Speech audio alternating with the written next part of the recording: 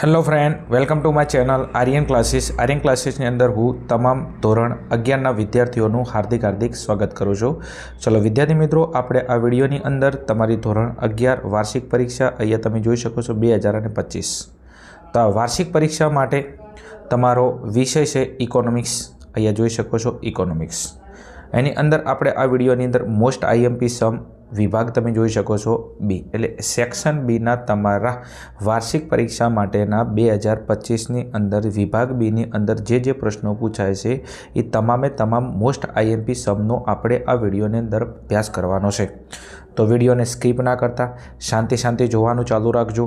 વિભાગ બી તમને ખબર છે કેટલા ગુણનો આવે છે? 8 ગુણનો આવે છે. કેટલા ગુણનો? 8 ગુણનો આવે છે. તમે આટલો વિડીયો જોઈ અને પરીક્ષાની અંદર જશો તો તમને 100% વિભાગ બીની અંદરથી 8માંથી 8 ગુણ આવશે. અગર કોઈ વિદ્યાર્થી એવો હશે કે સાહેબ મારે અર્થશાસ્ત્રની અંદર 80માંથી 80 ગુણ વાર્ષિક પરીક્ષામાં લાવવા છે, કારણ કે વર્ષ દરમિયાન મહેનત કરેલી હશે એની, ઓકે, પ્રથમ પરીક્ષામાં સારા એવા માર્ક્સ આવ્યા છે, બીજી પરીક્ષામાં સારા એવા માર્ક્સ આવ્યા છે, તો બની શકે છે કે વાર્ષિક પરીક્ષામાં 80માંથી 80 ગુણ આવે. તો વિદ્યાર્થી મિત્રો, તમારે થોડી એવા પ્રશ્નો ઉપર ભાર આવવો જોઈએ કે જે પરીક્ષાની અંદર બેઠે બેઠા તમને જોવા મળે. ચલો, તમારો સમય વધારે નથી લેવો, સીધા આપણે ટુ ધ પોઈન્ટ આવતા રહીશું પ્રશ્નો ઉપર. ચલો, વિભાગ બીની અંદર પ્રશ્ન નંબર તમારો 1 છે. પ્રશ્ન નંબર 1 તમને અહીંયા કીધેલો છે, રોબિન્સનના મતે અર્થશાસ્ત્રની વ્યાખ્યા આપો.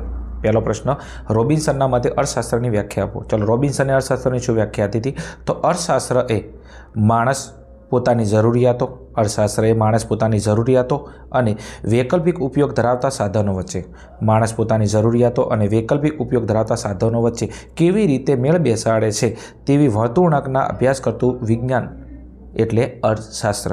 આવું કોને કીધું હતું? રોબિન્સને કીધું હતું કે માણસ પોતાની જરૂરિયાતો પૂરી કરવા માટે અને વૈકલ્પિક ઉપયોગ ધરાવતા સાધનો વચ્ચે કેવી રીતે મેળ બેસાડે છે તેના એક વર્તણૂકનો અભ્યાસ કરતું એક વિજ્ઞાન એટલે અર્થશાસ્ત્ર. આવું કોને કીધું હતું? રોબિન્સને કીધું હતું. ચલો આગળ જાઉં છે નેક્સ્ટ ક્વેશ્ચન નંબર 2ની અંદર. આર્થિક માહિતીની રજૂઆત કઈ 3 રીતે કરી શકાય છે?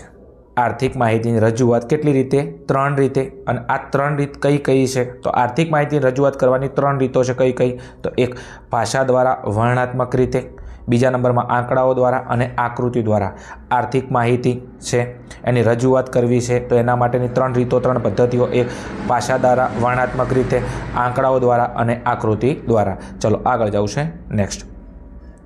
ચલો, ક્વેશ્ચન નંબર 3ની અંદર કીધું છે આર્થિક પ્રવૃત્તિ એટલે શું? મોસ્ટ ટાઈમથી પ્રશ્ન છે, આવડે એવો છે. ચલો ધ્યાન આપજો. આર્થિક પ્રવૃત્તિ એટલે શું?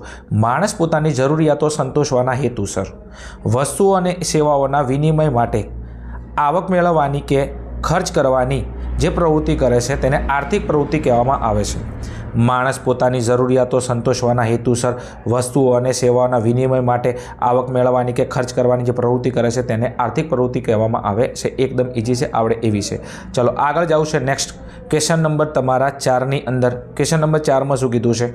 બિન આર્થિક પ્રવૃત્તિ એટલે શું? બિન આર્થિક પ્રવૃત્તિ એટલે શું? જે પ્રવૃત્તિનો ઉદ્દેશ આવક મેળવવા, ખર્ચ કરવાનો કે વિનિમયનો નથી તે સિવાયનો છે જે પ્રવૃત્તિને બિન આર્થિક પ્રવૃત્તિ કહેવામાં આવે છે.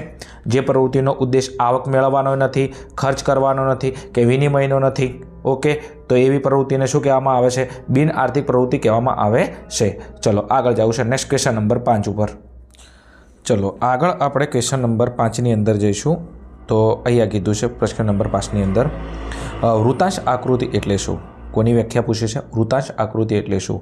તો કુલ માહિતી માટે દોરવામાં આવેલ વર્તુળને તેના પેટા વિભાગોને અંશ મુજબ વિભાજિત કરતા મળતી આકૃતિને વૃત્તાંશ આકૃતિ કહેવામાં આવે છે. ચલો આગળ જવું છે નેક્સ્ટ.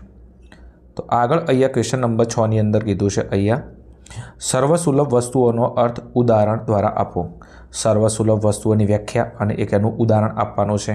તો એની વ્યાખ્યા કીધું છે જે વસ્તુ કે સેવાના પુરવઠા ઉપર કોઈનો અંકુશ ન હોય, કોઈ વસ્તુ હોય કે કોઈ સેવા હોય એના પુરવઠા ઉપર કોઈનો અંકુશ ન હોય, અને જે વસ્તુ કે સેવા સૌને જ્યારે જેટલા પ્રમાણમાં જોઈએ તેટલા પ્રમાણમાં પ્રાપ્ત થતી હોય તેવી વસ્તુઓને સર્વસુલભ વસ્તુઓ કહેવામાં આવે છે. કોઈ વસ્તુ છે કે કોઈ સેવા છે એના પુરવઠા ઉપર કોઈનો અંકુશ ના હોય, જે વસ્તુ અને સેવા જ્યારે જેટલા પ્રમાણમાં જોઈએ છે એટલા પ્રમાણમાં સરળતાથી પ્રાપ્ત થતી હોય એને કહેવા સર્વસુલભ વસ્તુઓ. ઉદાહરણ તરીકે હવા અને સૂર્યપ્રકાશ. તો હવા તમે જો, હવા ઉપર કોઈનો અંકુશ નથી હોતો।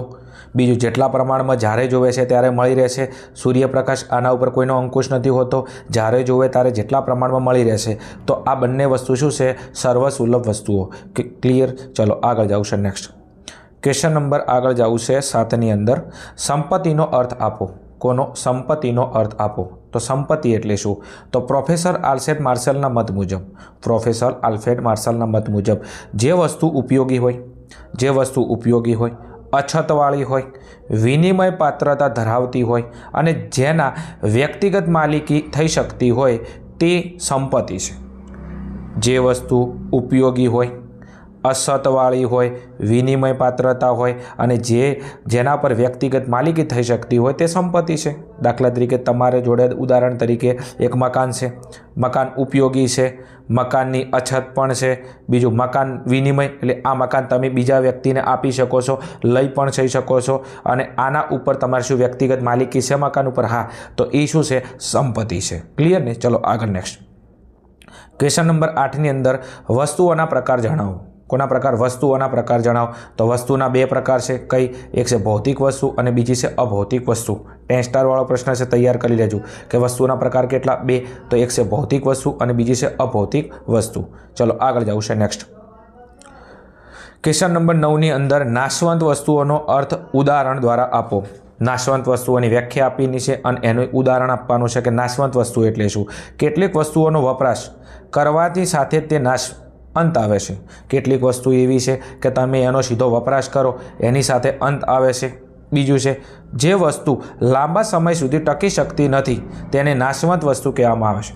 કોઈ વસ્તુ છે તમે એનો ઉપયોગ કરો, વપરાશ કરો, તરત જ એનો અંત આવી જાય। બીજું, જે વસ્તુ લાંબા સમય સુધી ટકી શકતી નથી તેવી વસ્તુઓને નાશવંત વસ્તુ કહેવામાં આવે છે। ઉદાહરણ તરીકે બિસ્કિટ। આ બિસ્કિટ જો તમે બિસ્કિટનો વપરાશ કરો એટલે તરત એનો અંત આવે। બિસ્કિટને તમે લાંબા સમય સુધી ટકી શકતા નથી। બીજું, દૂધ તમે ઉપયોગ કરો તરત એનો અંત આવે છે, લાંબા સમય સુધી દૂધને તમે સંગ્રહ કરી શકતા નથી। ફળોનો તમે ઉપયોગ કરો તરત અંત આવે છે, ફળને લાંબા સમય સુધી તમે શું ટકી શકતા નથી। તો આ બધી શું છે? નાશવંત વસ્તુઓ। ચલો આગળ જાવું છે ક્વેશ્ચન નંબર 10ની અંદર ઉત્પાદનના સાધનોનો અર્થ આપો। કે ઉત્પાદનના સાધનો એટલે શું? વસ્તુના ઉત્પાદન માટેના મૂળભૂત આવશ્યક સાધનો। વસ્તુનું ઉત્પાદન કરવું છે એના માટેના મૂળભૂત આવશ્યક સાધનોને ઉત્પાદનના સાધનો કહેવામાં આવે છે। કોઈ પણ વસ્તુનું તમારે શું કરવું છે? ઉત્પાદન કરવું છે તો એના માટેના મૂળભૂત આવશ્યક સાધનો એટલે ઉત્પાદનના સાધનો। ઉત્પાદનના કેટલા સાધનો છે? 4 સાધનો છે। કયા? જમીન, બીજા નંબરમાં મૂડી, પછી શ્રમ અને નિયોજક। ઓકે, આગળ નેક્સ્ટ ચલો ક્વેશ્ચન નંબર 11। ક્વેશ્ચન નંબર 11ની અંદર જતા પહેલાં ખાસ તમને એક સૂચના આપું છું। અગર તમે ધોરણ 11 કોમર્સની અંદર ભણો છો, વાર્ષિક પરીક્ષા તમારે આપવાની છે, હા આપવાની છે સાહેબ, એટલા માટે આ વિડીયો જોવો છો। તો ધોરણ 11ના તમારા જેટલા પણ વિષય છે આ દરેક વિષયની આપણે બ્લુ પ્રિન્ટનો વિડીયો અપલોડ કરેલો છે અને દરેક વિષયના આપણે નમૂનાના પ્રશ્નો આપણે પ્રશ્નપત્ર અપલોડ કરેલા છે। બીજું એકાઉન્ટ, સ્ટેટ, આના તમારા જે મોસ્ટ આઈએમપી વિભાગ છે આના પણ મેં વિડીયો અપલોડ કરેલા છે। તો નીચે ડિસ્ક્રિપ્શનમાં લિંક આપેલી છે, ફટાફટ તમે ત્યાં જઈ અને જોઈ શકો છો। આખા વર્ષ દરમિયાન કશું નથી કર્યું પણ તમે એન્ડિંગ સમયની અંદર કદાચ મારી વાત માની એટલી તૈયારી કરી શકશો। 100% તમે પાસ નહીં પણ સારામાં સારા ગુણ તમે એચિવમેન્ટ કરી શકો છો એમ। ચલો ક્વેશ્ચન નંબર 11 ઉપર માંગ વિધેય એટલે શું? માંગનું વિધેય એટલે શું? તો વસ્તુની માંગ અને માંગને અસર કરતા પરિબળો। વસ્તુની માંગ અને માંગને અસર કરતા પરિબળો વચ્ચેના ગાણિતિક સંબંધને માંગનું વિધેય કહેવામાં આવે છે। એક હોય વસ્તુની માંગ, બીજો હોય માંગને અસર કરતા પરિબળો, આના વચ્ચેનો એક ગાણિતિક સંબંધ, આ ગાણિતિક સંબંધને માંગનું વિધેય કહેવામાં આવે છે। ચલો નેક્સ્ટ આગળ ક્વેશ્ચન નંબર 11 ઉપર વ્યક્તિગત માંગ એટલે શું? વ્યક્તિગત માંગની વ્યાખ્યા પૂછેલી છે। તો કોઈ ચોક્કસ સમયે એક વ્યક્તિ ગ્રાહકો દ્વારા બજારમાં જુદી જુદી કિંમતે ખરીદવામાં આવતી વસ્તુને વ્યક્તિગત માંગ કહેવામાં આવે છે। કોઈ ચોક્કસ સમય હોય, કોઈ એક વ્યક્તિ કે ગ્રાહકો દ્વારા બજારમાં જુદી જુદી કિંમતે ખરીદવામાં આવતી વસ્તુને શું કહેવામાં આવે છે? વ્યક્તિગત માંગ કહેવામાં આવે છે। દાખલા કે તમે ગ્રાહક છો, બજારની અંદર કોઈ ચોક્કસ સમયે તમે કોઈ વસ્તુ ખરીદો છો, બરોબર છે, જે કિંમતે ખરીદો છો એને શું કહેવામાં છે? માંગ કહેવામાં આવે છે। ચલો નેક્સ્ટ એના પછી નેક્સ્ટ કીધું છે ક્વેશ્ચન નંબર 13 માંગને અસર કરતા પરિબળો જણાવો। તો માંગને કયા પરિબળો અસર કરે છે? તો અહીંયા તમે જોઈ શકો છો માંગને અસર કરતા આ મુખ્ય પરિબળો કેટલા છે? તો 2 મુખ્ય પરિબળો કેટલા છે? 2 કયા? એક છે વસ્તુની કિંમત અને વસ્તુની કિંમત સિવાયના અન્ય પરિબળો। મુખ્ય પરિબળો માંગને અસર કરતા બે, વસ્તુની કિંમત અને કિંમત સિવાયના અન્ય પરિબળો. સમજાય છે? હા, સમજાય છે. ઓકે, ચલો હવે આની અંદર તમે જોશો તો ગ્રાહકની અભિવૃદ્ધિ અને પસંદગી, વ્યક્તિની આવક છે, પછી સંબંધિત વસ્તુઓની કિંમત છે, ભવિષ્યમાં કિંમત ઘટવાની અટકળો છે, અને વસ્તુ અને વસ્તુની વસ્તી અને વસ્તીનું વ્યય જૂથ. મુખ્ય તમારા બે છે. શું છે? મુખ્ય તમારા બે છે, વસ્તુની કિંમત અને કિંમત સિવાયના અન્ય પરિબળો. આ એના પેટા પ્રકાર છે. આગળ ચલો નેક્સ્ટ. ચલો ક્વેશ્ચન નંબર 14ની અંદર કીધું છે માંગની મૂલ્ય સાપેક્ષતા એટલે શું? માંગની મૂલ્ય સાપેક્ષતાની વ્યાખ્યા પૂછેલી છે. તો વસ્તુની માંગમાં થતો ટકાવારી ફેરફાર, વસ્તુની માંગમાં થતો ટકાવારી ફેરફાર અને વસ્તુની કિંમતમાં થતો ટકાવારી ફેરફાર, એનો જે ગુણોત્તર છે, આ ગુણોત્તરને માંગની મૂલ્ય સાપેક્ષતા કહેવામાં આવે છે. વસ્તુની માંગમાં થતો ટકાવારી ફેરફાર અને વસ્તુની કિંમત થતો ટકાવારી ફેરફાર, એના ગુણોત્તરને માંગની મૂલ્ય સાપેક્ષતા કહેવામાં આવે છે. બીજા શબ્દોમાં કહેવું હોય તો વસ્તુની માંગમાં થતા ટકાવારી ફેરફારને વસ્તુની કિંમતમાં થતા ટકાવારી ફેરફાર વડે ભાગવાથી જે કિંમત મળે છે તેને માંગની મૂલ્ય સાપેક્ષતા કહેવામાં આવે છે. કદાચ આનું તમને સૂત્ર પણ પૂછે કે માંગની મૂલ્ય સાપેક્ષતા બરાબર શું? માંગની મૂલ્ય સાપેક્ષતા બરાબર વસ્તુની માંગમાં થતો ટકાવારી ફેરફાર. શું?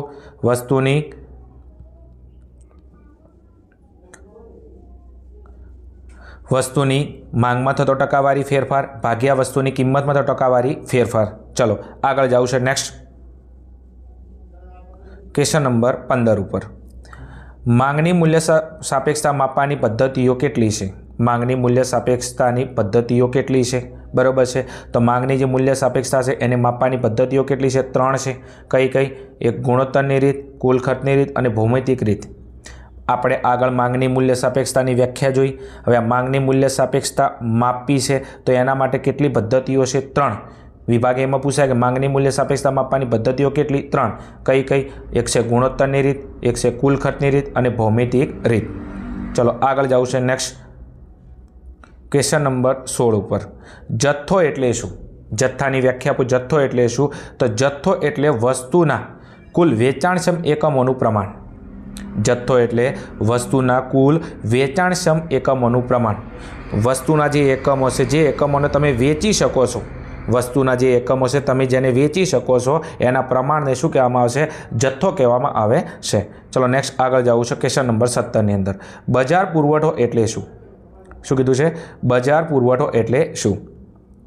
કોઈ ચોક્કસ સમયે તમામ વ્યક્તિઓ એટલે વેપારીઓ દ્વારા બજારમાં જુદી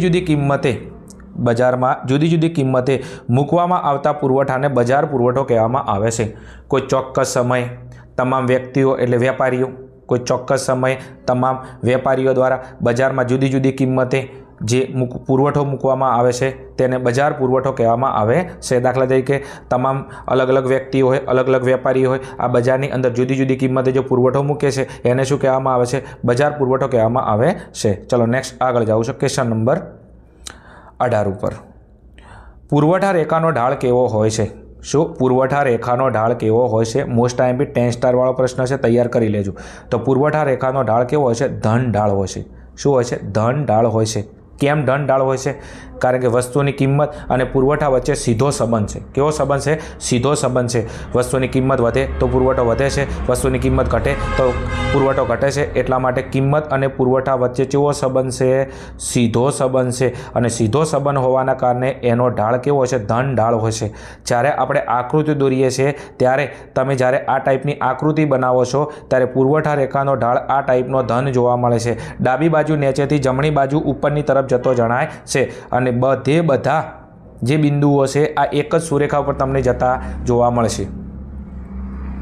બીજું, હવે તમને આ જે પ્રશ્ન નંબર અહીંયા 18 પૂછ્યો છે એના ઓપ્શનમાં તમને બીજો પ્રશ્ન પૂછે કે માંગ રેખાનો ઢાળ કેવો હોય છે? શું કીધું? માંગ રેખા તમને કહે તો માંગ રેખાનો ઢાળ કેવો હોય છે? તો એનો ઢાળ હોય છે તમારો કેવો? ઋણ ઢાળ હોય છે. જો ઋણ ઢાળ હોય છે. કેમ? કારણ કે તમારી જે વસ્તુની કિંમત છે, શું વસ્તુની કિંમત છે અને વસ્તુની માંગ છે એના વચ્ચે કેવો સંબંધ છે? તો વ્યસ્ત સંબંધ છે. તો આ વસ્તુની કિંમત અને વસ્તુની માંગ વચ્ચે વ્યસ્ત સંબંધ હોવાના કારણે માંગ રેખાનો ઢાળ કેવો હોય છે? ઋણ ઢાળ હોય છે.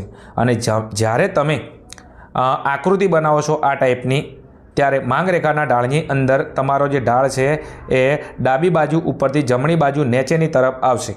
ઓકે, અને આ એનો ઢાળ કેવો થાય? ઋણ ઢાળ થાય. બહુ ઇમ્પોર્ટન્ટ માહિતી હતી એટલા માટે તમને આપી છે. હવે તમને પરીક્ષાની અંદર અહીંયા પુરવઠા રેખાનો ઢાળ પૂછી લે અને એના ઓપ્શનમાં બીજો પ્રશ્ન આ ના પૂછે, તમને માંગ રેખાનો ઢાળ પૂછે એમ. પછી તમે એમ કહો સાહેબ આ પ્રશ્ન નહોતો પૂછો એમ, એટલા માટે આને રિલેટિવ બીજો પ્રશ્ન તમને સમજાવું છું એમ. ચલો આગળ જવું છે. નેક્સ્ટ ક્વેશ્ચન નંબર 19ની અંદર પુરવઠાનો નિયમ કયા પ્રકારની વસ્તુઓ માટે અપવાદરૂપ છે? એટલે પુરવઠાનો નિયમ કયા પ્રકારની વસ્તુઓ માટે લાગુ પડતો નથી? કઈ એવી વસ્તુઓ છે જેના માટે પુરવઠાનો નિયમ લાગુ પડતો નહીં, અપવાદરૂપ છે? તો પુરવઠાનો નિયમ એ અલભ્ય વસ્તુઓ અને નાશવંત વસ્તુઓ માટે અપવાદરૂપ છે. જે અલભ્ય વસ્તુઓ છે, જે નાશવંત વસ્તુઓ છે, આના માટે પુરવઠાનો નિયમ કામ કરતો નથી. ચલો આગળ નેક્સ્ટ ક્વેશ્ચન નંબર 20ની અંદર જવું છે. તો ઉત્પાદન એટલે શું? ઉત્પાદનની વ્યાખ્યા પૂછેલી છે આપણે. તો ચોક્કસ સમયે ઉપલબ્ધ સાધનો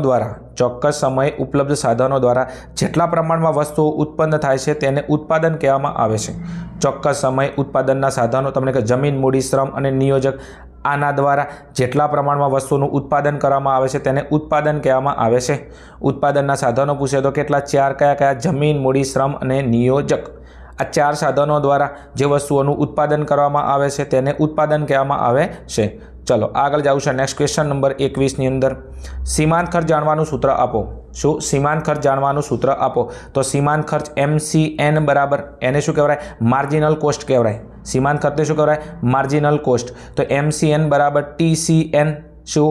TTN ટોટલ કોસ્ટ એટલે કુલ ખર્ચ. કુલ ખર્ચની અંદરથી TCN માઇનસ તમે શું કરી નાખો? બાદ કરી નાખો. તો MCN બરાબર TCN માઇનસ TCN માઇનસ 1. ચલો આગળ જવું છે. નેક્સ્ટ ચલો ક્વેશ્ચન નંબર 22ની અંદર સમયનો ટૂંકો ગાળો એટલે શું? તો સમયનો ટૂંકો ગાળો એટલે શું? તો સમયનો ટૂંકો ગાળો એટલે સમયનો એવો ગાળો જે દરમિયાન યંત્રો, પ્લાન્ટ જેવા સાધનો સ્થિર રહે, એટલે કે તેમાં વધારો કરી શકાતો નથી. સમયનો ટૂંકો ગાળો એટલે જે દરમિયાન તમે યંત્રો, પ્લાન્ટ જેવા સાધનો જેવા રહે, સ્થિર રહે, જેની અંદર વધારો કરી શકાતો નથી. ટૂંકા ગાળાની અંદર યંત્રો છે, પછી પ્લાન્ટ છે, આ બધા સાધનો જેવા રહે, સ્થિર રહે, તમે એની અંદર કોઈ પણ જાતનો વધારો કરી શકો નહીં. તો આને શું કહેવાય? સમયનો ટૂંકો ગાળો. ચલો નેક્સ્ટ જવું છે આગળ. ક્વેશ્ચન નંબર 23ની અંદર સ્થિર ખર્ચ એટલે શું? સ્થિર ખર્ચની રેખા કેવી હોય છે? સ્થિર ખર્ચ એટલે શું? સ્થિર ખર્ચની રેખા કેવી હોય છે? તો ઉત્પાદનનું પ્રમાણ વધે કે ઘટે કે શૂન્ય થાય. ઉત્પાદનનું પ્રમાણ વધે, ઘટે કે શૂન્ય થાય, પરંતુ ખર્ચમાં કોઈ પણ પ્રકારનો ફેરફાર ન થતો હોય તો તેને સ્થિર ખર્ચ કહેવામાં આવે છે. ઉત્પાદન વધે, ઉત્પાદન ઘટે કે ઉત્પાદન શૂન્ય થાય પણ ખર્ચમાં કોઈ પણ પ્રકારનો ફેરફાર ન થતો હોય તો એને સ્થિર ખર્ચ કહેવામાં આવે છે. બીજું એની સ્થિર ખર્ચની રેખાનો ઢાળ પૂછ્યો છે. તો સ્થિર ખર્ચની રેખા શું કીધું છે? રેખા પાયાની ધરીને શું હોય છે? સમાંતર હોય છે. પાયાની ધરી એટલે કઈ? X ધરી. તો X ધરીને શું હોય છે? સમાંતર હોય છે. ચલો આગળ નેક્સ્ટ ક્વેશ્ચન નંબર 24 કીધું છે વૈકલ્પિક ખર્ચ એટલે શું? તો વૈકલ્પિક ખર્ચની વ્યાખ્યા પૂછી છે. તો પસંદ કરેલ વિકલ્પ માટે જતો કરવો શ્રેષ્ઠ વિકલ્પ એ વૈકલ્પિક ખર્ચ છે. તમે કોઈ વિકલ્પ પસંદ કર્યો છે અને આ વિકલ્પ પસંદ કર્યો છે, તો વિકલ્પ પસંદ થઈ ગયો છે તો તમે કોઈ એક શ્રેષ્ઠ વિકલ્પને શું કરો છો? જતો કરો છો. જે વિકલ્પ તમે જતો કર્યો છે, શ્રેષ્ઠ વિકલ્પ, એને વૈકલ્પિક ખર્ચ કહેવામાં આવે છે. બીજી એક વ્યાખ્યા છે એની, તો અહીંયા કીધું છે એક વસ્તુનું ઉત્પાદન કરવા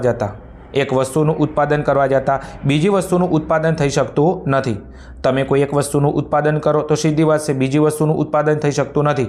તેથી જેનું ઉત્પાદન નથી થતું તેટલા મૂલ્યની રકમ ગુમાવવી પડે છે, તે વૈકલ્પિક ખર્ચ છે.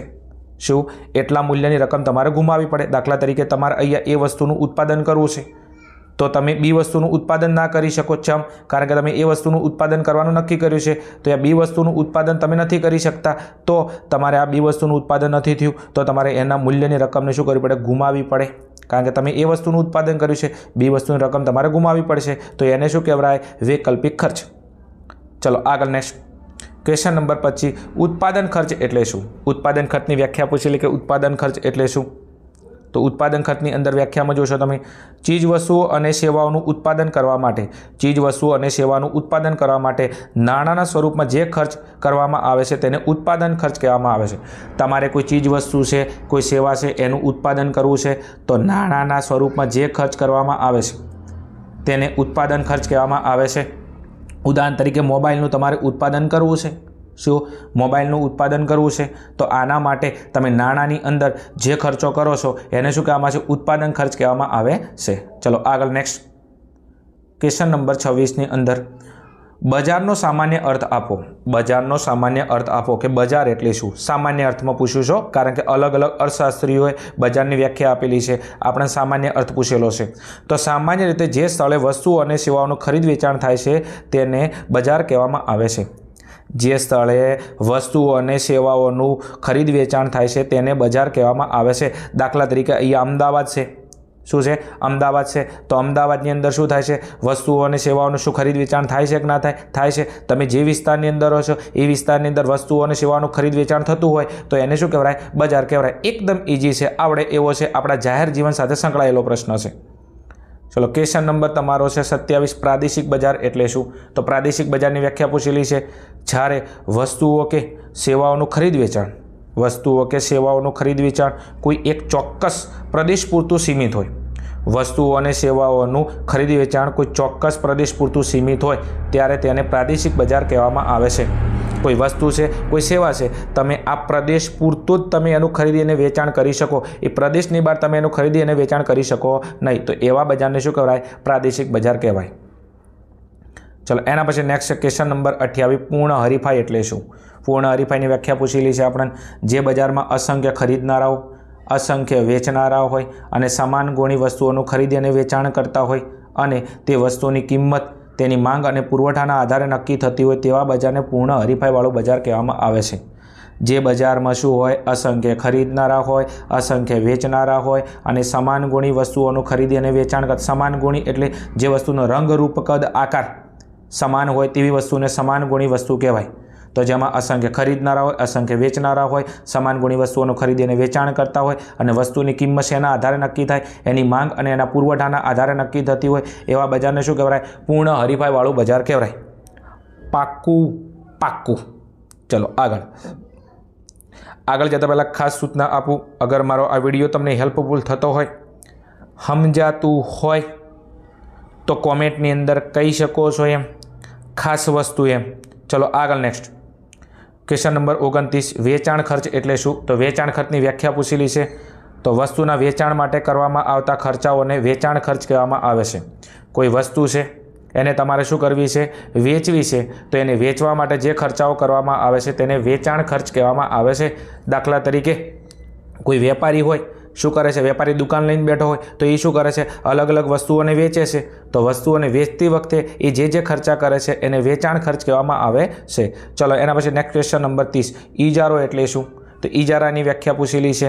જ્યારે વસ્તુના પુરવઠા ઉપર કોઈ પેઢીનો અંકુશ હોય તેને ઇજારો કહેવામાં આવે છે. કોઈ વસ્તુનો શું હોય? પુરવઠો હોય અને એના ઉપર એ પેઢીનો અંકુશ હોય તેને ઇજારો કહેવામાં આવે છે.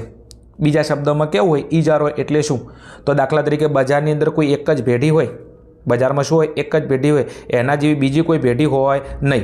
તો હવે એક કામ કરો, પુરવઠા ઉપર કોનો અંકુશ હોય? એ જ પેઢીનો હોય. ચમ? કારણ કે બજારમાં એના જેવી બીજી કોઈ પેઢી છે જ નહીં. તો હવે એને શું કહેવાય? ઇજારો કહેવાય. ઇજારાવાળા બજારની અંદર પેઢી એ શું બની જાય છે? ઉદ્યોગ બની જાય છે.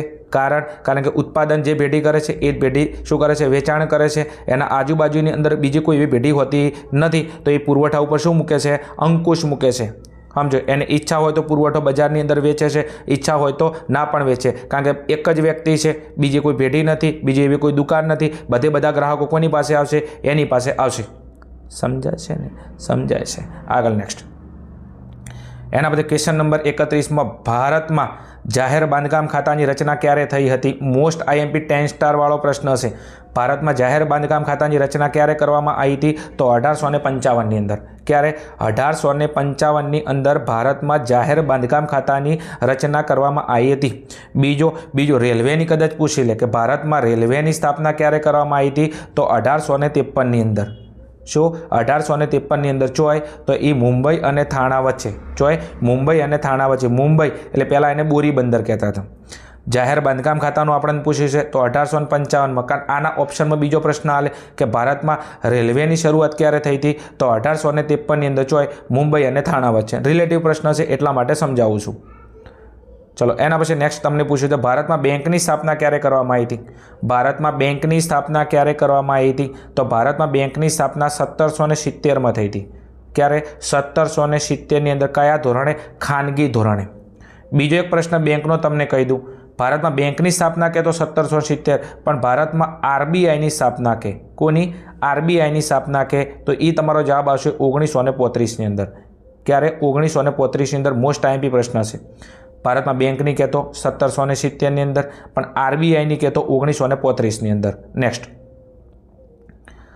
चलो, प्राचीन भारत कई संस्कृतिओं समय हतो? तो प्राचीन भारत में कई कई संस्कृतिओं समन्वय हतो? तो प्राचीन भारत में सिंधुखंडनी संस्कृति और आर्य संस्कृतिओं समन्वय हतो। प्राचीन भारत में कई कई संस्कृति हती? तो एक हती सिंधुखंडनी संस्कृति, बीजी हती आर्य संस्कृति। आ बंने संस्कृतिनो प्राचीन भारत में समन्वय हतो। आगळ नेक्स्ट क्वेश्चन नंबर आगळ जावुं छे 34 ની અંદર। तो वर्ष 2011-12 में खेती क्षेत्र में रोजगारीनुं प्रमाण केटલું हतुं? 2011 અને 12 ની અંદર ખેતી ક્ષેત્રમાંથી રોજગારીનું પ્રમાણ કેટલું હતું? તો 11-12 ની અંદર ખેતી ક્ષેત્રની અંદરથી ભારતમાં કેટલા ટકા લોકો રોજગારી મેળવતા? તો જવાબ આવશે 48.9%। કેટલા? 48.9%।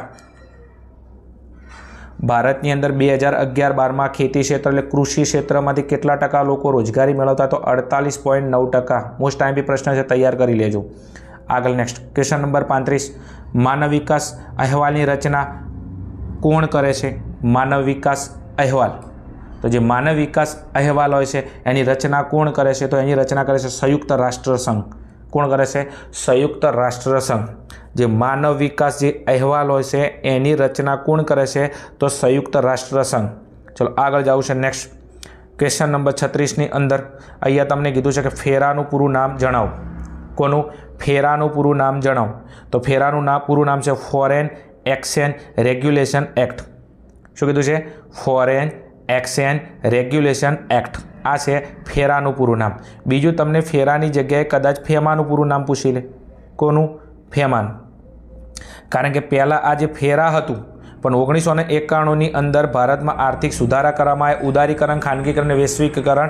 तो आज फेरानुं नाम हतुं एना बदले एनुं नाम बदली शुं कर्युं? फेमा कर्युं। कई सालनी अंदर? 1999 ની अंदर।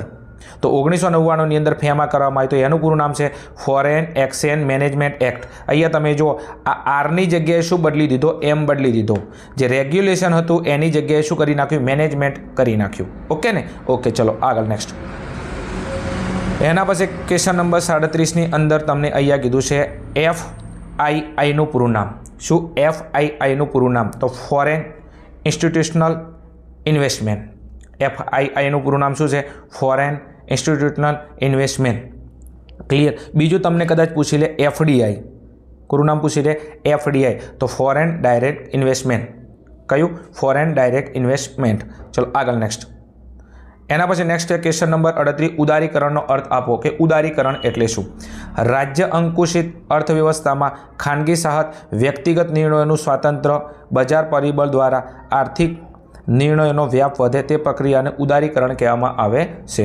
राज्यनो जे अंकुशित होय, राज्यनो अंकुशित होय एनी अर्थव्यवस्था में खानगी जे साहस खानगी व्यक्तिओ छे ए पोतानो निर्णयों स्वातंत्र्य, बजार परिबळ द्वारा आर्थिक निर्णयों व्याप वधे तेने शुं कहेवामां आवे छे? उदारीकरण कहेवामां आवे छे। टूंकमां व्याख्या एवुं कहे छे के पहेला राज्यनो शुं हतो? अंकुश हतो अलग अलग उद्योगों पर, पण ज्यारे 1991 में आर्थिक सुधारा करवामां आव्या एमां उदारीकरणनी अंदर शुं करवामां आव्युं? तो खानगी जे व्यक्तिओ हता ए बधा निर्णयो कोने आपवामां आव्या? खानगी व्यक्तिओने, के हवे तमे बजारनी अंदर तमे जाते निर्णय लई शकशो। ओके। अने बीजुं जाहेर साहसना एकमो हता एनी जग्याए बरोबर छे खानगी क्षेत्रनो आर्थिक निर्णयोनो व्याप वधारो करवामां आव्यो, तो एने शुं कहेवाय? उदारीकरण कहेवाय। आगळ नेक्स्ट क्वेश्चन नंबर 39। वैश्विकीकरणनो अर्थ आपो। तो वैश्विकीकरण एटले शुं? तेनी व्याख्या आपो छुं। उदारीकरण, खानगीकरण, वैश्विकीकरण। तैयार करी नाखजो, IMP छे। वैश्विकीकरण एटले शुं? तो वैश्विकीकरण एटले देशना अर्थतंत्रने विश्वना अर्थशास्त्र साथे वधुने वधु सांकळवानी प्रक्रिया।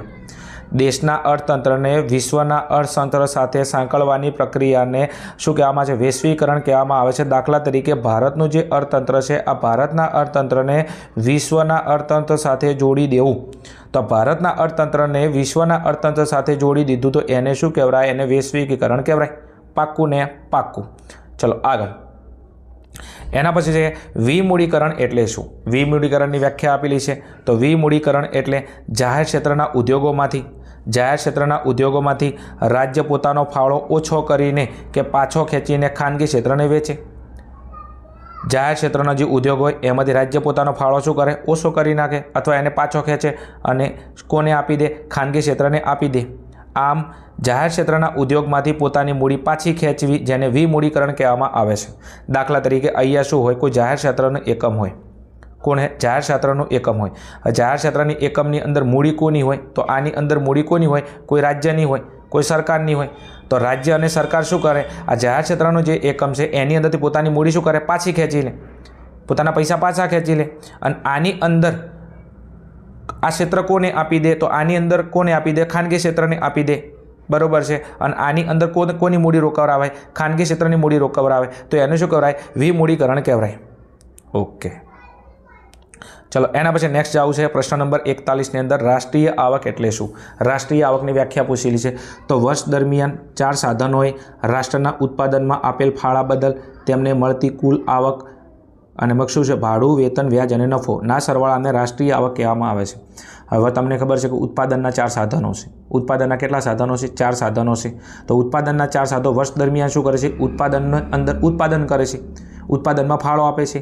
તો એ ફાળો આપે છે એના બદલામાં ઉત્પાદનના 4 સાધનો કયા? જમીન, મૂડી, શ્રમ અને નિયોજક. આ શું કરે છે? ઉત્પાદનના કરવાની અંદર ફાળો આપે છે. તો આ 4 સાધનોને શું મળે? આવક. તો આ 4 સાધનોને જે આવક મળી છે એનો સરવાળો કરી નાખો એટલે તમને શું મળી જાય? રાષ્ટ્રીય આવક મળી જાય. દાખલા તરીકે જમીનને મળતું ભાડું, જમીનને શું મળે? ભાડું. શ્રમિકને વેતન, મૂડીને વ્યાજ, નિયોજકને નફો. આ 4નો સરવાળો કરી નાખો તો દેશની શું મળી જાય? રાષ્ટ્રીય આવક મળી જાય. ચલો આગળ નેક્સ્ટ. ચલો એના પછી ક્વેશ્ચન નંબર 42ની અંદર કીધું છે અલિપ્ત અર્થતંત્ર એટલે શું?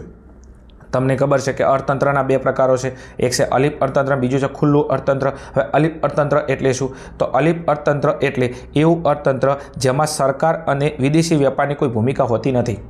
અલિપ્ત તંત્રની અંદર સરકારની પણ કોઈ ભૂમિકા નથી હોતી, વિદેશી વેપારની પણ કોઈ ભૂમિકા હોતી નથી.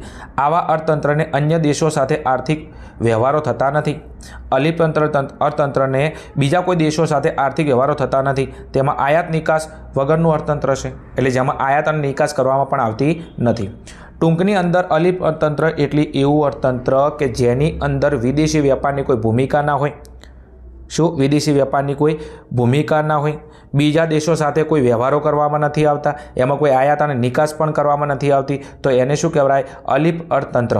જે દેશમાં અલિપ્ત અર્થતંત્ર કદાચ ચાલતું હોય તો એ દેશને વિશ્વના દેશો સાથે કોઈ આયાત નિકાસ નથી થતું. બીજું, વિદેશી વેપારની કોઈ ભૂમિકા નથી હોતી. ચલો આગળ જવું છે નેક્સ્ટ. ચલો એના પછી નેક્સ્ટ તમને કીધેલો છે ક્વેશ્ચન નંબર 43 માથાદીઠ આવક જાણવાનું સૂત્ર જણાવો. શું? માથાદીઠ આવક જાણવાનું સૂત્ર જણાવો કે માથાદીઠ આવક એટલે શું? તો માથાદીઠ આવક બરાબર કુલ રાષ્ટ્રીય આવક ભાગ્યા દેશની કુલ વસ્તી. માથાદીઠ આવકનું સૂત્ર છે કુલ રાષ્ટ્રીય આવક. આ દેશની કુલ રાષ્ટ્રીય આવકને દેશની કુલ વસ્તી વડે ભાગી નાખો તો તમને શું મળે? માથાદીઠ આવક. હવે એની વ્યાખ્યા પૂછી લે કે માથાદીઠ આવક એટલે શું? તો જો આની અંદરથી વ્યાખ્યા બની જાય. માથાદીઠ આવક એટલે શું? તો દેશની કુલ રાષ્ટ્રીય આવકને દેશની કુલ વસ્તી વડે ભાગતા જે આવક પ્રાપ્ત થાય છે તેને માથાદીઠ આવક કહેવામાં આવે છે. માથાદીઠ આવક બરાબર કુલ રાષ્ટ્રીય આવક ભાગ્યા દેશની કુલ વસ્તી. ચલો આગળ જાવ છે નેક્સ્ટ. ક્વેશ્ચન નંબર 44 આરોપિત ભાડું એટલે શું? 10 સ્ટાર વાળો પ્રશ્ન છે, તૈયાર કરી લેજો. આરોપિત ભાડું એટલે શું? પોતાનું મકાન બીજાને ભાડે આપી હોય. શું? પોતાનું મકાન બીજાને ભાડે આપી હોય. દાખલા તમે તમારું મકાન બીજાને ભાડે આપ્યું હોય તો જે ભાડું મળી શકતું હોય તેનો અંદાજ એટલે આરોપિત ભાડું. પોતાનું મકાન બીજાને ભાડે આપ્યું હોય અને બીજા પાસેથી જે ભાડું મળી શકતું હોય એના અંદાજને શું કહેવામાં આવે છે? આરોપિત ભાડું કહેવામાં આવે છે. દાખલા કે તમારું પોતાનું મકાન છે, તમે બીજા કોઈ વ્યક્તિને ભાડે આપી દો તો એની પાસેથી તમને જે ભાડું મળવાનું છે એના અંદાજને શું કહેવામાં આવે છે? આરોપિત ભાડું કહેવામાં આવે છે. ટૂંકમાં પોતાનું મકાન બીજાને ભાડે આલો ને એની પાસેથી જે ભાડું મળે છે એને શું કહેવાય? આરોપિત ભાડું કહેવાય. ચલો આગળ જવું છે નેક્સ્ટ. ક્વેશ્ચન નંબર 45 કુલ આંતરિક પેદાશ જીડીપી એટલે શું? કુલ આંતરિક પેદાશ જીડીપી એટલે શું? Gross domestic product. જીડીપીની વ્યાખ્યા પૂછેલી છે. તો અહીંયા તમને વ્યાખ્યાની અંદર કીધું છે, અહીંયા થોડું ધ્યાન આપજો. ચલો શું કીધું છે? વર્ષ દરમિયાન દેશની હદમાં દેશના અને વિદેશના નાગરિકો દ્વારા વર્ષ દરમિયાન દેશની હદમાં ચો રહેવાનું છે દેશની હદમાં, એટલે દેશની સીમા ક્રોસ કરવાની નથી. દેશના નાગરિકો અને વિદેશના નાગરિકો દ્વારા અંતિમ સ્વરૂપની વસ્તુઓ અને સેવાઓનું ઉત્પાદન થાય છે. તેના બજાર મૂલ્યને કુલ આંતરિક પેદાશ કહેવામાં આવે છે. વર્ષ દરમિયાન તમારે ચો રહેવાનું, દેશની હદમાં રહેવાનું. દેશના નાગરિકો અને શું કીધું છે, દેશના નાગરિકો અને વિદેશના નાગરિકો અંતિમ સ્વરૂપની જે વસ્તુઓ અને સેવાઓનું જે ઉત્પાદન કરે છે એના બજાર મૂલ્યને શું કહેવામાં આવે છે, કુલ આંતરિક પેદાશ કહેવામાં આવે છે. પાક્કું ને પાક્કું. તમે દેશની સરહદની હદની અંદર રહો, પછી દેશના નાગરિકો ઉત્પાદન કરતા હોય કે વિદેશના નાગરિકો ઉત્પાદન કરતા હોય, કેવી વસ્તુઓ અંતિમ સ્વરૂપનો એટલે જે વસ્તુઓનો સીધો તમે વપરાશ કરી શકો છો, ઓકે, એવી વસ્તુઓનો સેવાનું જે ઉત્પાદન થાય છે એનું તમારે શું નક્કી કરવાનું, બજાર મૂલ્ય. હવે જે વસ્તુઓ અને સેવાનું ઉત્પાદન થઈ રહ્યું અને બજારમાં મૂકો તો એનું બજાર મૂલ્ય હોય તો એને શું કહેવામાં છે, કુલ આંતરિક પેદાશ કહેવામાં આવે છે. આગળ નેક્સ્ટ ક્વેશ્ચન નંબર 46. અંદાજપત્ર એટલે શું? તો અંદાજપત્રની વ્યાખ્યા પૂછેલી છે કે અંદાજપત્ર એટલે શું. સરકાર ચાલુ નાણાકીય વર્ષમાં આવનાર વર્ષ માટે ખર્ચ અને આવકના અંદાજો મેળવીને જે હિસાબી પત્રક તૈયાર કરે છે આ પત્રકને અંદાજપત્રક કહેવામાં આવે છે. સરકાર ચાલુ નાણાકીય વર્ષમાં એટલે હાલ ચાલુ વર્ષમાં સરકાર આવનારા વર્ષ માટે શું કરે, તો જે ખર્ચ હોય, જે આવક હોય એનો અંદાજ મૂકે અને એક હિસાબી પત્રક તૈયાર કરે અને આ પત્રકને શું કહેવામાં છે, અંદાજપત્રક કહેવામાં આવે છે. દાખલા તરીકે હાલ હું એમ કહું કે 2025 છે તો સરકાર ચાલુ નાણાકીય વર્ષ, બરાબર, કેવું 2025ની અંદર સરકાર રહીને વિચારે કે 2026ની અંદર આપણી જે આવક છે, આપણો જે ખર્ચ છે, બરાબર છે, એનો અંદાજ મૂકે કે 2026ની અંદર આપણી આટલી આવક હશે, આપણો ખર્ચ હશે, એનો અંદાજો મેળવે અને એક હિસાબી પત્રક તૈયાર કરે તો એને શું કહેવામાં, અંદાજપત્ર એટલે બજેટ કહેવામાં આવે છે. બજેટમાં હોય કેવું કે ચાલુ વર્ષની અંદર તમારે અગાઉના વર્ષની અંદર આવક કેટલી થવાની, ખર્ચ કેટલા થવાના છે એના તમારે અંદાજો મૂકવા પડે, પછી એનું એક પત્રક તૈયાર કરવું પડે અને આ પત્રક શું કરવું પડે તો તમારે પ્રજા સમક્ષ મૂકવું પડે તો એને અંદાજપત્ર કહેવાય. એનું બીજું નામ છે બજેટ. ચલો આગળ જવું છે નેક્સ્ટ ક્વેશ્ચન નંબર 47. સામાન્ય રીતે સંસદમાં અંદાજપત્ર બજેટ કોણ રજૂ કરે છે? તો સંસદની અંદર બજેટ અંદાજપત્ર કોણ રજૂ કરે? તો નાણામંત્રી. કોણ રજૂ કરે? નાણામંત્રી. જે તે દેશના નાણામંત્રી હોય એ સંસદની અંદર શું મૂકે? બજેટ રજૂ કરે. ચલો આગળ નેક્સ્ટ ક્વેશ્ચન નંબર 48. ખાધવાળું અંદાજપત્ર કોને કહેવામાં આવે છે? ખાધવાળું, ખાધ એટલે ખોટ, આપણે એકાઉન્ટની ભાષામાં કહીએ તો ખાધવાળું અંદાજપત્ર એટલે શું? જ્યારે અંદાજપત્રમાં અંદાજિત ખર્ચ કરતાં અંદાજિત આવક ઓછી હોય. શું? અંદાજિત ખર્ચ કરતાં અંદાજિત આવક જેવી હોય, ઓછી હોય, ત્યારે આવું અંદાજપત્ર ખાધવાળું અંદાજપત્ર કહેવામાં આવે છે. સરકારની જે આવક હોય, સરકારની શું હોય? જે આવક, આ આવક કરતાં સરકારનો શું ખર્ચ વધારે હોય. સરકારની જે આવક છે આ સરકારની આવક કરતાં સરકારનો ખર્ચ વધારે હોય તો એને શું કહેવાય? ખાધવાળું અંદાજપત્ર કહેવાય. એકદમ ઇઝી છે. ચલો એના પછી નેક્સ્ટ આગળ જવું છે તો ક્વેશ્ચન નંબર તમારો 49 છે. તો એની અંદર કીધું છે ભારતમાં વસ્તુ સેવા કર એટલે કે જીએસટીનો અમલ કયા વર્ષથી કરવામાં આવ્યો હતો? ભારતની અંદર જે વસ્તુ છે, જે સેવા છે એનો કર એટલે જીએસટી, આ જીએસટીનો અમલ એટલે કે જીએસટી ક્યારથી લાગુ પડવામાં આવી હતી? તો 1 જુલાઈ 2017થી. મોસ્ટ ટાઈમથી પ્રશ્ન છે, તૈયાર કરી લેજો. ભારતમાં જીએસટીનો અમલ ક્યારથી કરવામાં આવ્યો? તો 1 જુલાઈ 2017થી કરવામાં આવ્યો હતો. ક્વેશ્ચન નંબર 50 આઈએમપી છે. જીએસટી કાઉન્સિલના અધ્યક્ષ કોણ હોય છે? જીએસટી શું? જીએસટી એના કાઉન્સિલના અધ્યક્ષ કોણ હોય છે? તો એના કાઉન્સિલના અધ્યક્ષ કોણ હોય છે? નાણામંત્રી. શું હોય છે? નાણામંત્રી. ચલો આગળ જવું છે નેક્સ્ટ ક્વેશ્ચન નંબર 51ની અંદર. કયા ભારતીય ગ્રંથોમાં અર્થશાસ્ત્ર સંબંધિત આર્થિક વિચારો રજૂ થયા છે? કયા ભારતીય ગ્રંથોમાં અર્થશાસ્ત્ર સંબંધિત આર્થિક વિચારો રજૂ થયા છે? તો મહાભારતના શાંતિપૂર્વક. શું? મહાભારતના શાંતિપૂર્વક. મનુસ્મૃતિ. શું? મનુસ્મૃતિ. એના પછી નેક્સ્ટ છે શુક્રનીતિ. એના પછી નેક્સ્ટ છે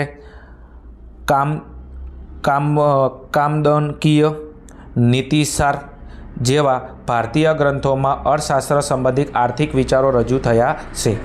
ક્લિયર? ચલો આગળ જવું છે નેક્સ્ટ. ચલો એના પછી પ્રશ્ન નંબર 52.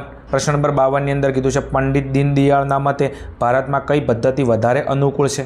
પંડિત દીનદયાળ એમ કહે છે કે ભારતની અંદર કઈ પદ્ધતિ વધારે અનુકૂળ છે? તમને ખબર છે કે ઉત્પાદન કરવાની બે પદ્ધતિઓ છે, એક શ્રમ પ્રધાન ઉત્પાદન પદ્ધતિ અને મૂડી પ્રધાન ઉત્પાદન પદ્ધતિ. તો પંડિત દીનદયાળ છે એમના મુજબ કઈ પદ્ધતિ વધારે અનુકૂળ છે? શ્રમ પ્રધાન ઉત્પાદન પદ્ધતિ. ચમ આવું છે? કારણ કે શ્રમ પ્રધાન ઉત્પાદન પદ્ધતિમાં જે ઉત્પાદન કરવામાં આવે છે એની અંદર શ્રમિકો દ્વારા ઉત્પાદન કરવામાં આવે છે, શ્રમિકોના હાથ દ્વારા ઉત્પાદન કરવામાં આવે છે. તો એમાં દેશની અંદર ઘણા બધા લોકોને રોજગારી મળે છે. એટલા માટે પંડિત દીનદયાળના મતે શ્રમ પ્રધાન ઉત્પાદન પદ્ધતિ અનુકૂળ છે. તો પ્રશ્ન એવો પૂછાય કે પંડિત દીનદયાળના માટે કઈ પદ્ધતિ ઉત્પાદન માટે અનુકૂળ નથી? તો એની અંદર આવશે મૂડી પ્રધાન ઉત્પાદન પદ્ધતિ. અનુકૂળ કહેતો શ્રમ પ્રધાન ઉત્પાદનથી, ના કહેતો મૂડી પ્રધાન ઉત્પાદન પદ્ધતિ. ચલો આગળ જવું છે. ચલો આગળ જતા પહેલાં આ છે તમારો વિભાગ બીનો લાસ્ટ એન્ડ ફાઇનલ ક્વેશ્ચન. ચલો ક્વેશ્ચન નંબર 53ની અંદર કીધું છે વનસ્પતિના મુખ્ય બે વર્ગો કયા છે? વનસ્પતિના મુખ્ય બે વર્ગો કયા છે? તો એમાં છે એક દળ અનાજ વર્ગ. પહેલા નંબરમાં શું છે? એક દળ અનાજ વર્ગ અને બીજા નંબરની અંદર છે દ્વિદળ કઠોળ વર્ગ. એક દળ અનાજ વર્ગ અને બીજો છે દ્વિદળ કઠોળ વર્ગ. આ શું છે? વનસ્પતિના બે મુખ્ય વર્ગો છે. ચલો વિદ્યાર્થી મિત્રો, અહીંયા તમારો જે વિભાગ બી હતો, આ વિભાગ બીના જે તમારા મોસ્ટ આઈએમપી પ્રશ્નો હતા, જે તમારી વાર્ષિક પરીક્ષા 2025ની અંદર પૂછાવાના છે. બીજું, વિડીયો જોવાથી કામ નહીં થાય, વ્યાખ્યાઓ છે ખાસ, તો તમારે એને થોડી તૈયાર કરવી પડશે, લખવી પડશે.